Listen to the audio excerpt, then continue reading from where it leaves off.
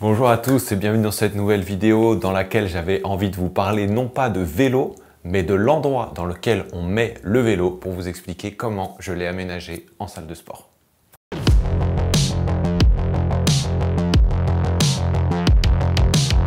En fait, je suis parti d'un constat simple, à savoir quel est le véritable usage d'un garage. Mis à part stocker du matériel qui sert jamais ou des choses dont j'ai pas besoin, je me suis dit, excepté le vélo, je n'ai rien à entreposer dans cet endroit. Alors pourquoi ne pas en faire un espace fonctionnel? Voici donc les aménagements qu'on a apportés et les conseils pour réussir le vôtre. Tout d'abord, le choix de la pièce. Si vous voulez aménager une salle de sport chez vous, je vous conseille de disposer d'au moins 8 à 9 mètres carrés pour pouvoir effectuer les principaux mouvements. Ici, le garage il fait 9 mètres carrés. C'est pas bien grand, mais le plafond est à 3 mètres, ce qui fait qu'en volume, j'ai 27 mètres cubes. Donc le deuxième conseil, ça serait prendre du temps pour décorer votre garage et qu'on oublie qu'on soit dans un espace dédié au stockage ou dédié au bricolage. Ce n'est plus un garage. L'idée, c'est d'en faire une pièce à part entière, dédiée exclusivement à votre pratique sportive. Pour ma part, j'ai procédé aux modifications suivantes. Correction des défauts du sol. En fait, sur mon garage, la dalle sur laquelle a été construite la maison, elle n'était pas tout à fait finie. Il y avait encore plein de gravats, il y avait plein de morceaux de chute, il y avait du béton, c'était pas tout à fait lisse. Donc en fait, j'ai dû reprendre moi-même à la perforateuse toutes les petites aspérités, tous les petits défauts pour que j'ai un sol qui soit propre, lisse et sur lequel on puisse poser des tapis.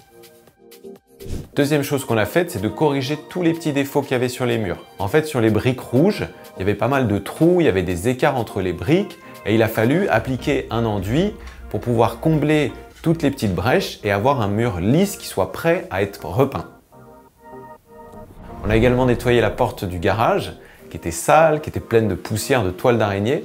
On aurait pu la repeindre, mais pour des questions de budget, on a préféré juste passer un petit coup de produit et nettoyer la poussière. Ensuite, on a installé un plafonnier qui a sa propre arrivée électrique. J'ai choisi de mettre des ampoules assez puissantes parce que c'est une pièce qui n'a pas de fenêtre et je voulais casser cette impression de faire du sport un petit peu dans une cave, dans un espace un peu clos. Il faut savoir que la pièce n'a pas du tout de fenêtre, donc il fallait vraiment une source lumineuse importante. Après, on a procédé à la peinture des murs en briques creuses avec une sous-couche d'impression.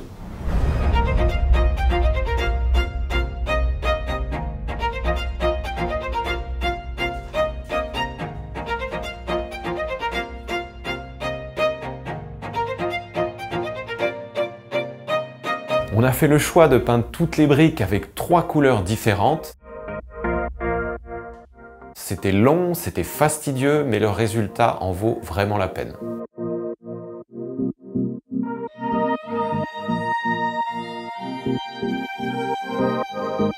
L'étape d'après, ça a été la préparation et la pose du nouveau sol.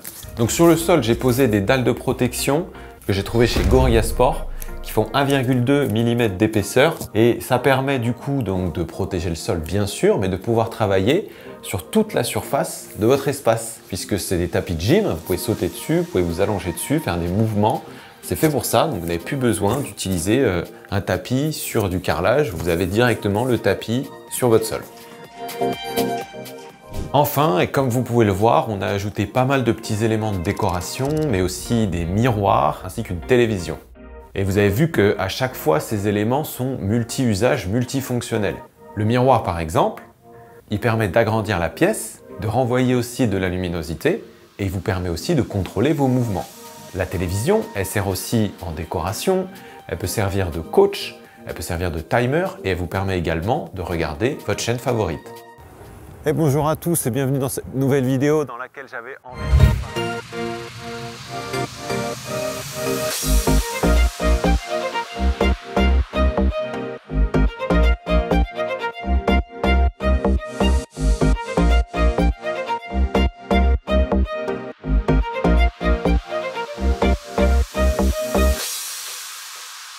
Au final, avec peu d'éléments et beaucoup de temps, on arrive à un résultat qui est sympa, agréable et qui donne envie de s'entraîner. À vous maintenant d'aménager votre espace en fonction de votre pratique, de vos habitudes et bien entendu de votre budget. Mais gardez en tête que plus vous passez du temps sur la décoration et plus vous allez avoir un résultat qui sera inspirant, satisfaisant et au final vous aurez le même problème que moi, à savoir que tout le monde voudra venir s'entraîner dans votre salle de sport. Merci à tous d'avoir suivi cette vidéo, j'espère que vous avez pu apprendre quelque chose qui va vous permettre à vous aussi de créer votre espace fonctionnel. N'hésitez pas si vous avez des questions à me les glisser dans les commentaires, que ce soit en bricolage, en décoration, en équipement sportif, pourquoi pas, je me ferai un plaisir d'y répondre. Dans tous les cas, je vous dis merci à tous et à bientôt pour une prochaine vidéo.